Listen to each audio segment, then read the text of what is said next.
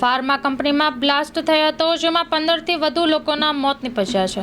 કંપનીમાં હાજર હતા 300થી વધુ કર્મચારીઓ કંપનીમાં કામ કરી રહ્યા હતા। એ દરમિયાન જ અચાનક વિનાશક વિસ્ફોટ થયો હતો અને જોતજોતામાં અનેક જિંદગીઓ વિકરાળ આગમાં બળીને ભડથું થઈ ગઈ હતી।